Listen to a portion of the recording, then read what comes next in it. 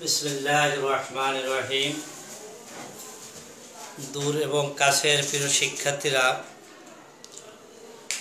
অষ্টম শ্রেণীর শিক্ষিতা তোমরা যেখানে আছো, শীতের সকালে তোমাদের online class Saint Xavier's High স্কুলের পক্ষ থেকে তোমাদের শুভেচ্ছা। আশা করি আল্লাহ পাকের কৃপায় সকলে ভালো আছো। তোমাদের অনলাইন ক্লাসে প্রথম ক্লাসে অষ্টম শ্রেণীর যে বিষয়টা আছে, প্রথম আছে আকাইদ। এই আকাইদের অধ্যায় আছে ঈমান নিয়ে আলোচনা। আমি সেই বিষয় নিয়ে আমাদের এই মৌলিক বিষয় নিয়ে আলোচনা করব। তোমরা যেখান থেকে আমার এই শ্রেণী কার্যক্রম লক্ষ্য করছো, অবশ্য মনোযোগ দিয়ে শুনবে এবং ব্ল্যাকবোর্ডের লেখা দেখবে। আশা করি তোমরা উপকৃত হবে। তাহলে আমাদের বিষয়বস্তু আজকে আমাদের ইসলামী শিক্ষার প্রথম পাঠ হলো আকাইদ। প্রিয় শিক্ষার্থীর, আকাইদ শব্দ আমরা 5, 6, 7 পর্যায়ক্রমে আমি একটু জেনে আসছি, তবে আমি আর একটু তোমাদেরকে জানাই দিই। আকাইদ শব্দটি হলো, এটা বহুবচন শব্দ। এই শব্দের অর্থ হলো বিশ্বাসমালা।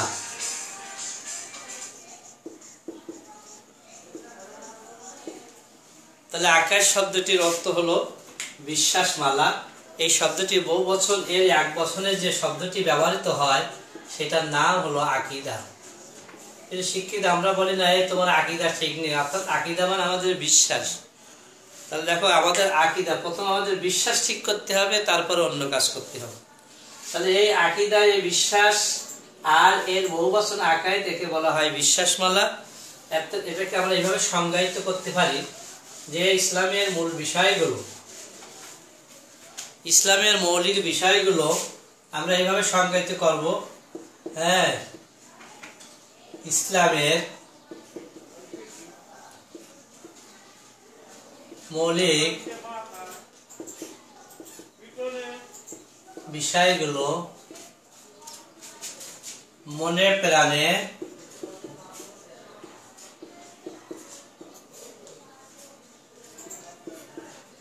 বিশ্বাস করাকে আকাইদ বলে।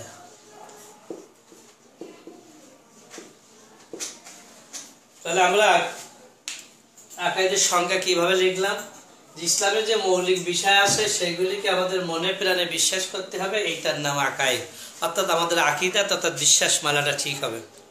প্রিয় শিক্ষার্থীদের, আমাদের মৌলিক বিষয় কিগুলি আমরা জানি, সে মৌলিক বিষয় নিয়ে আমি আলোচনা করব। মৌলিক বিষয় হলো আমাদের 7টি, অর্থাৎ আল্লাহ বিশ্বাস, আল্লাহতে বিশ্বাস, ফেরেশতাতে বিশ্বাস, নবীকুলের বিশ্বাস এবং আসমানি কিতাব বিশ্বাস, আখিরাত তথা তাকদীর এবং মৃত্যুর পরে পুনরুত্থান। এই 7টি বিষয় নিয়ে আমাদের মৌলিক বিষয়। যেহেতু ইমানে মুফাসসাল সপ্তম শ্রেণীর প্রিয় শিক্ষার্থীরা, তোমরা অবশ্যই প্রথম অধ্যায়টা জানতে পেরেছ।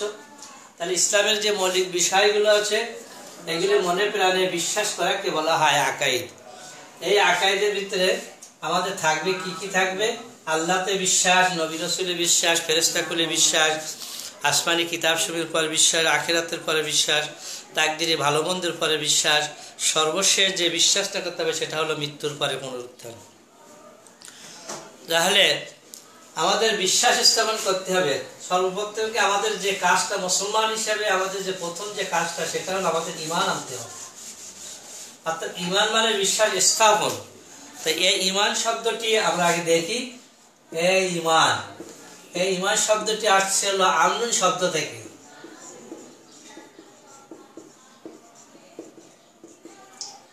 এই আমনুন মানে নিরাপদে থাকা, বিশ্বাস স্থাপন করা, বিশ্বাস করা। এই আমনুন থেকে ঈমান। তাহলে আমাদের প্রথম নম্বর কাজ হলো, আমাদের একজন মুসলমান হিসাবে আমাদের সর্বপ্রথম যে কাজটা, সেটা হলো সর্বাগ্যে আমাদের বিশ্বাস আনতে হবে ওই মৌলিক 7টি বিষয়ের উপরে।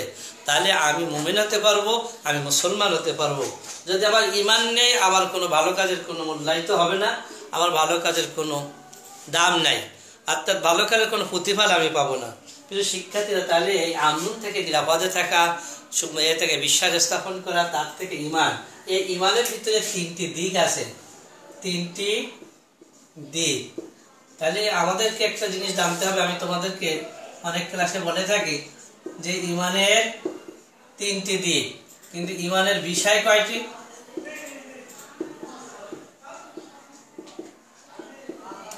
ইমানের বিষয় হলো 7টি। আর ইসলামের ভিত্তি কয়টি? আমাদের কিন্তু এইগুলো আমরা এক্ষেত্রে করে ফেলে। ইসলামের ভিত্তি বা রোপণ হলো 5টি। তাহলে আমাদের কথা কিন্তু কাছাকাছি। এই কাছাকাছি কথাগুলো আমরা অনেক সময় একত্রে করে ফেলি, জানি না এই ইমানের বিষয় কয়টি, আমরা 3টে লিখে ফেলি। নো, আবার একবার বলে যদি ইমানের দিক কয়টি, তখন 3টে। আবার যদি বলি ইসলামের ভিত্তি কয়টি, 5টি। কারণ এইগুলো আমাদের কিন্তু মুসলমান হিসাবে ব্যক্তিগত জীবনে, যেহেতু তোমরা 8ম শ্রেণীতে পড়ো, আমাদের সকলকে একজন মুসলমান ব্যক্তি হিসেবে অবশ্যই আমাদেরকে জানা উচিত যে আমাদের ইমান কি, ইমানের মৌলিক বিষয় কয়টি, তারপরে ইমানের ইসলামের ভিত্তি কয়টি। ইসলামের ভিত্তি আমরা 4-5 থেকে পড়ে আসছি। ইসলামের ভিত্তি হলো 5টি: কালিমা, নামাজ, রোজা, হজ এবং যাকাত। এই সম্পর্কে আমরা জানি। তাহলে এটা আমাদের এক ব্যক্তি জানতে হবে, মনে রাখবে। ইসলামের ভিত্তি, ইসলামের রোকন, বেনা, এটা 5টি। এই 5টি হলো কালিমা, নামাজ, রোজা, হজ, যাকাত।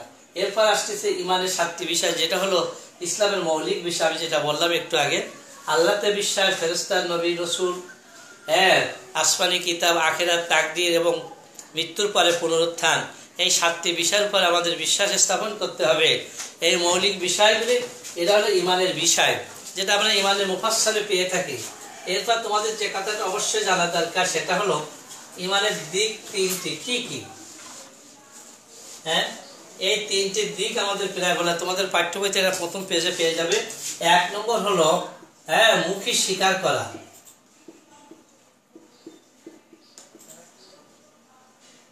মুখে স্বীকার করা। নম্বর 2, অন্তরে বিশ্বাস।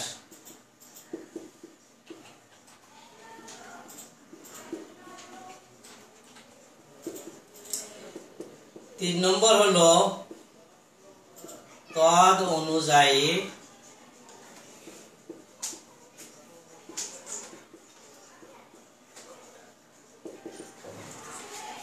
তাহলে আমরা ইমানের দিক পেলাম কটা। তাহলে একজন ইমান অর্থাৎ মুমিন ব্যক্তিকে বিশ্বাস স্থাপন করতে হবে।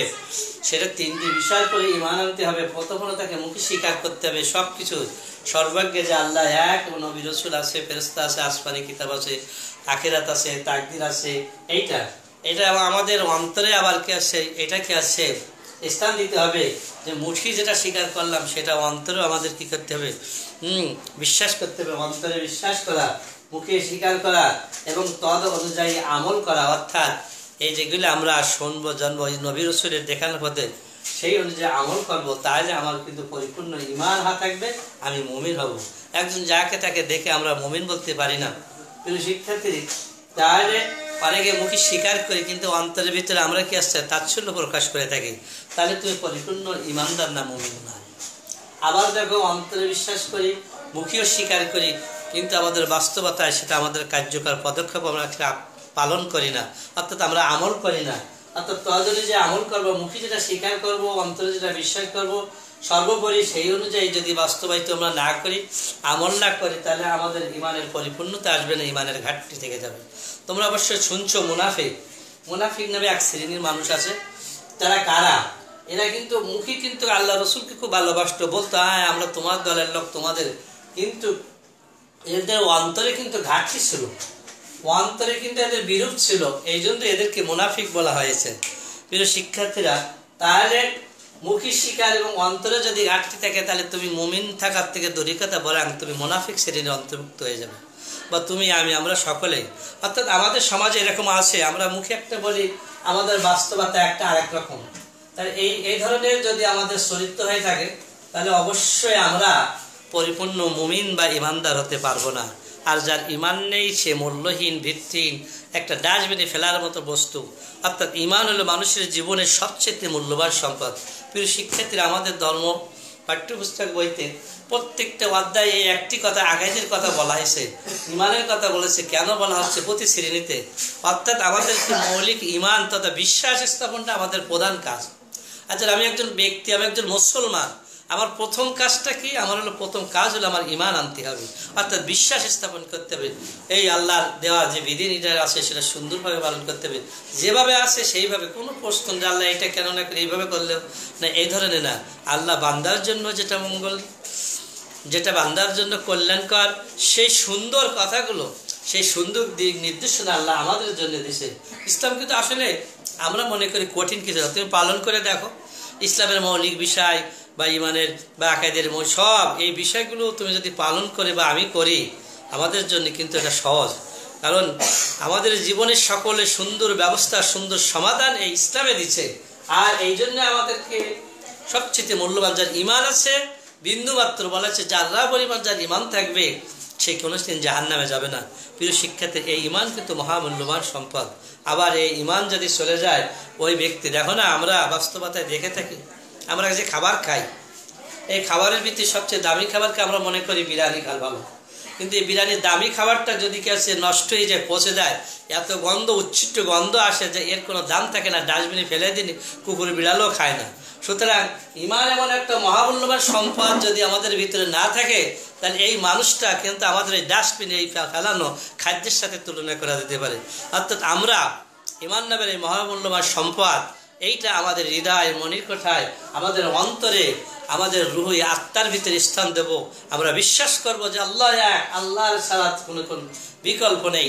প্রিয় শিক্ষার্থী, তাহলে অন্তরে আমাদের কিন্তু সর্বজ্ঞে এই কথা মনে রাখতে হবে যে আমাদের স্রষ্টা কারিগর যিনি, এটা আমার হৃদয় বটে, আমার মনের কোঠায় স্থান দিতে হবে, তিনি সব কর্নেওয়ালা। আজকে পৃথিবীর যে 18,000 মাখলুকাত, তুমি চিন্তা করে দেখো এই সব কিছু কে প্রতিপালন করতেছে, কে লালন পালন করতেছে। এই বাতাসের প্রবহমান বাতাস যে আমরা অক্সিজেন নিয়ে থাকি, এই চন্দ্র সূর্যের আগমন প্রস্থান, সব কিছু সুচারুরূপে এই সুন্দররূপে যিনি এই পরিচালনা করে থাকেন, তিনি হলেন স্রষ্টা আল্লাহ। কাজে আল্লাহতে আমাদের সবচেয়ে বিশ্বাস করতে হবে যে আল্লাহ এক, অদ্বিতীয়, তিনি আছেন, থাকবেন, তার লয় নেই, ক্ষয় নেই। প্রিয় শিক্ষার্থীরা, এই জন্য ইমানের এই জন্য আমাদের আল্লাহর যে বিধান দিচ্ছে, মুখে স্বীকার করলাম, অন্তরে বিশ্বাস করলাম, কিন্তু বাস্তবতায় আমরা সেই অনুযায়ী আমল করলাম না, তাহলে আমাদের ইমানের পরিপূর্ণতা আসবে না। অর্থাৎ তদ অনুযায়ী কাজ করতে হবে। অর্থাৎ আমি মুখে বলি একটা, কিন্তু আমি যদি কার্যে পরিণত না করি, মানুষ আমাকে বলবে বোকা, যে আপনি নিজেই করেন না। আমি একজনকে ভালো কাজের উপদেশ দিলাম, নামাজ পড়ার জন্য আহ্বান করলাম, প্রিয় শিক্ষার্থী তোমাকে বললাম, কিন্তু আমাকে নামাজ পড়তে তোমরা কোনোদিন দেখো নাই। কাজেই আমার এই মুখের বলার সাথে কাজের মিললেই তখন আমার সম্পর্কে তোমাদের একটা ধারণা খারাপ হয়ে যাবে। প্রিয় শিক্ষার্থী, কাজে আমরা মুসলমান, আমাদের প্রথম মৌলিক প্রধান কাজ হলো আমাদের বিশ্বাস স্থাপন করা, সর্বজ্ঞে যে ইমান থাকতে হবে। ইমান আছে, ইমান মহামূল্যবান। আল্লাহ রসুল বলেন যার যারা পরিমাণ ইমান আছে সে বেঁচতে যাবে। আর এই ইমান নামের মহামূল্যবান বস্তুটা আমাদেরকে অর্জন করতে হবে, বিশ্বাস স্থাপন করতে হবে। যে মরে গেলাম, অনেক সময় আমরা বলে থাকি যে মরে গেলাম, মাটির সাথে সব মিশিয়ে গেলাম, কি করে আমাদের আবার পুনরুত্থান হবে, কি করে বিচার হবে, আল্লাহর আদালতে আমাদেরকে হাজির করা হবে। এই আল্লাহর আদালতে সবার কি আছে, জবাবদিহিতার জন্য দণ্ডবান হতে হবে, এমন তো হতে পারে না। কারণ মানুষ মরে গেল, সে মাটির নিচে আমরা তাকে রেখে আসলাম, পচে গেলে মিশে গেলে কি করে বিচার হবে, এই ধরনের ধারণা অনেক সময় আমাদের মনে মাঝে মাঝে উদয় হয় যে কেন, তাহলে কি করে আল্লাহ পাক আবার উঠে এই মানুষগুলোর জন্য বিচার করবেন, কি করে তার কাজ যদি সমাধা করবেন। সুতরাং আমরা প্রিয় শিক্ষার্থীরা, আমরা বিশ্বাস রাখবো যে যিনি সব কিছু, আল্লাহ তাআলা, দেখো তোমরা পড়ছো যে আল্লাহ তাআলার কিন্তু কোনো কিছু সৃষ্টি করতে কোনো উপকরণ লাগে না। আমার আল্লাহ রাব্বুল আলামিন যদি বলেন, সূরা ইয়াসিনের ভিতরে আসে যে কুন, আল্লাহ যদি বলে হও, ফায়াকুন, সাথে সাথে হয়ে যায়। এ হলো আল্লাহ। কাজেই আমরা পৃথিবীতে যখন কোনো কিছু করতে যাই, করি, তাই একটা আমরা মোবাইল সেট যদি ব্যবহার করি, তার উপকরণ লাগে, তার অনেক সরঞ্জামদের লাগে, তার একটা মোবাইল সেট হয়। কিন্তু আল্লাহ তাআলার যদি কোনো কিছু সৃষ্টি করতে হয়, আল্লাহ তাআলার কিছু উপকরণ লাগে না, তাই তিনি সাথে সাথে কোনো সরঞ্জাম যদি লাগে না, তিনি যদি বলেন হও, সাথে সাথে হয়ে যায়। কাজেই সেই স্রষ্টাকে আমাদের সর্বপ্রথম বিশ্বাস স্থাপন করতে হবে। তিনি এক এবং অনাদি অনন্ত, আমরা 6 থেকে পড়ে আসছি, তার কোনো লয় নেই, ক্ষয় নেই, তিনি আছেন, থাকবেন। প্রিয় শিক্ষার্থী, এই বিশ্বাস তোমার যদি থেকে থাকে, যেমন তোমাকে আমি উদাহরণস্বরূপ বলতে পারি যে তোমার যদি পরীক্ষা সামনে থাকে, তোমার ভিতরে কিন্তু একটা ভীতি থাকে যে তাই যে সামনে পরীক্ষা, তাহলে অবশ্যই তুমি কি ভালো পড়াশোনা করবা, প্রাইভেট পড়বা, শ্রেণী কার্যে উপস্থিত হওয়া বা সমস্ত লেখাপড়া তোমার সম্পৃক্ত হওয়ার চেষ্টা করবে। আর যদি তোমার ভয় না থাকে, কি হবে, স্যারে কিছু তো বলে না, পড়া হয় না, বা আমি পরীক্ষায় পাশ ফেলে চিন্তা নেই, ভালো রেজাল্টের চিন্তা নেই, দেখবো সাফল্য অর্জন করতে পারবে।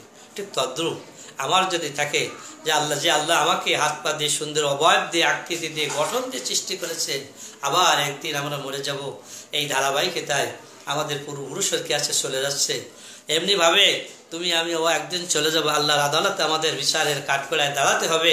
সেদিন সব কাছে সূক্ষ্মভাবে আল্লাহ তাআলা পুনঃভাবে একবার ক্ষুদ্র ক্ষুদ্রভাবে আল্লাহ বিচার করবেন। সেদিন এই আদালতে যদি আমি জবাবদিহি না করতে পারি, লজ্জিত হয়ে যাব, আল্লাহর আযাবের শিকার হয়ে যাব। প্রিয় শিক্ষার্থী, এই ভয় যদি থাকে, এই বিশ্বাস যদি থাকে, এই ঈমান যদি থাকে, নিঃসন্দেহে ওই ব্যক্তি ওই মানুষ তা ভালো কাজ করবে। কাজে আসো আমরাও আমাদের হৃদয় পটে প্রথম নম্বর আমরা বিশ্বাস স্থাপন করি, আমরা ইসলাম ধর্মের অনুসারী, আমরা মুমিন হব, আমরা বিশ্বাস স্থাপন করবো আল্লাহতে। তবে যে 7টি বিষয়ের কথা বলছি, যে সেই 7টি বিষয়ের কথা সম্পর্কে নিয়ে আলোচনা আমি তোমাদের করবো। যে ইসলামের মৌলিক 7টি যে বিষয় আছে, 1 নম্বর হলো আল্লাহতে বিশ্বাস। তোমরা জানো, দেখো এই আল্লাহতে বিশ্বাস করতে হবে। যে কথা আল্লাহ সম্পর্কে আমি এত সময় বলছিলাম যে আল্লাহতে আমাদের সর্বপ্রথম বিশ্বাস করতে হবে। এরপরে ফেরেশতা কুলে বিশ্বাস করতে হবে। ফেরেশতা কারা? ফেরেশতা হলো আল্লাহ তাআলার এক প্রকার সৃষ্টি। এরা পুরুষও না, আবার ফেরেশতা কুলে বিশ্বাস, এরা আবার নারীও না। আল্লাহর সৃষ্টি, এরা আল্লাহর হুকুমের তাবেদার। আল্লাহ যে কাজ দেন সেই কাজে নিয়োজিত আছেন। যেমন আমরা আজরাইল আলাইহিস সালামের নাম শুনে থাকি, জিবরাইল, মিকাইল, ইসরাফিল, মুনকার, নাকির।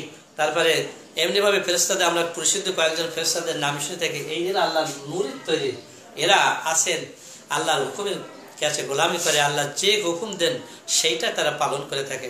প্রিয় শিক্ষার্থী, এরপর আমাদের আসমানি কিতাবের পর বিশ্বাস করতে হবে।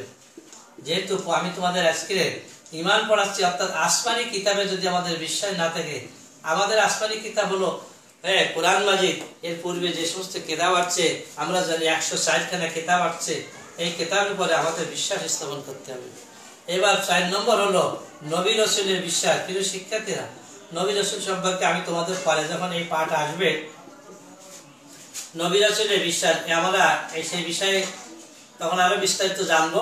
তাহলে নবী রাসূল যারা আল্লাহর প্রেরিত মানুষ, আমাদের মতো সাধারণ মানুষ, তারা ভালো মনের মানুষ, সাদাসিধে মানুষ, তারা সত্যের পূজারী।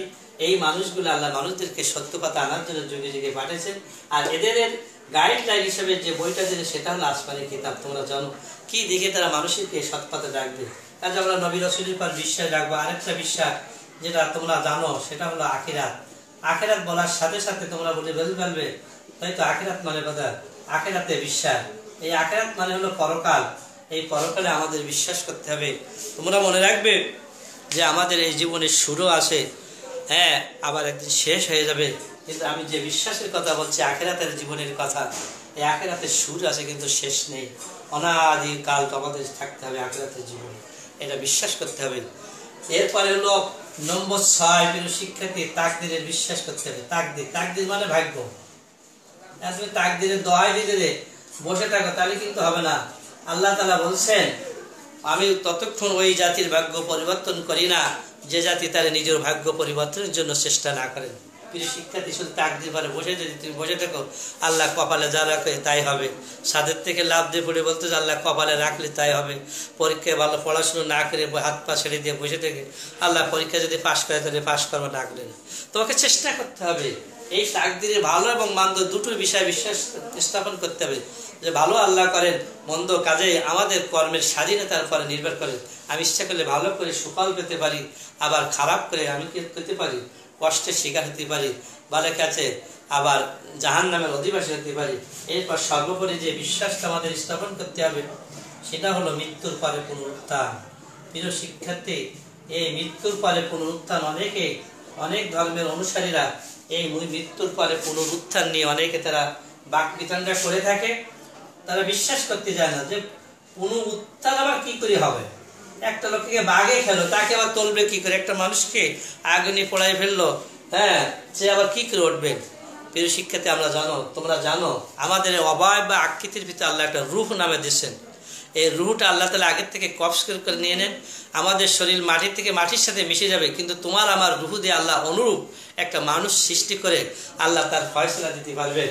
তাহলে মৃত্যুর পরে সকলের পুনরুত্থান হবে, সকলকে উঠতে হবে, আল্লাহর আদালতে যেতে হবে, কিয়ামতের ময়দানে হাজির হতে হবে, হাশরের ময়দানে বিচারে দাঁড়াতে হবে, সকলের বিচার হবে, ভালো মন্দ সব ক্ষতি। আর কেউ অস্বীকার করার আমাদের সুযোগ নেই, কারণ তোমাদের আমাদের দুই কাজের দুইজন ফেরেশতা কিন্তু অনবরত আমাদের কার্যবিধি পর্যবেক্ষণ করতেছে, কখন ভালো কাজ করতেছি ভালো জন লিখতেছে, কখনই খারাপ কাজ করতেছি সে খারাপ কর্ম লিপিবদ্ধ করে যাচ্ছে। কাজে তুমি আমি যখন অস্বীকার করবো না আল্লাহ আমি তো এটা করে নাই, আল্লাহ তখন তোমার সেই বাস্তব চিত্র, সেই তোমার আমল নামা অর্থাৎ খতিয়ান তোমার সম্মুখে হাজির করা হবে। আমরা লজ্জিত হয়ে যাব, অনেক পাপ আমরা করে থাকি। এখন বলতে পারবো প্রচুর আমরা তো এতদিন কিছু করিনি, আমরা আসো আজকে থেকে আমরা প্রতিজ্ঞাবদ্ধ হই, আমরা আল্লাহর কাছে মাপ চাই। যুগে যুগে যত মানুষ আল্লাহর কাছে চাইছে পৃথিবীতে, তোমরা মনে রাখবে যে সব মানুষের কাছে চাইলে মানুষ 2 বার 3 বার 5 বার 7 বার চাইতে চাইতে অতিষ্ঠ হয়ে যায়, কিন্তু এমন একজন আছে, স্রষ্টা আছে, তার কাছে যদি বেশি চাওয়া না হয় সে আরও অসন্তুষ্ট হয়ে যায়। এই জন্য আল্লাহর কাছে আমাদেরকে চেতে হবে, মাপ চেতে হবে পরবর্তী জীবন। যেহেতু তোমরা 7 পারে 8ম শ্রেণীতে উঠছো, তোমাদের যে এসসি পরীক্ষা দিতে হবে, ফলাফল ভালো করতে হবে, এখন থেকে তোমাদের নিজেদেরকে গঠন করতে হবে যে আমি সুন্দর ফলাফল করব, চেষ্টা করব, তাহলে সফলতা আসবে, ভালো হবে। যা হোক তোমরা সুন্দর থাকো, ভালো থাকো, নিজেরা অনলাইন ক্লাসে আমাদের ক্লাসে সম্পৃক্ত হবে, যারা কাছে তোমার সহকর্মী সব বন্ধুরা আছে তাদেরকে সম্পৃক্ত করবে। আশা করি ইনশাআল্লাহ তোমরা উপকৃত হবে। আজকে এই পর্যন্ত, তোমরা ভালো থাকো, সুস্থ থাকো, এই কামনায় আজকের ক্লাস এখানে শেষ করছি।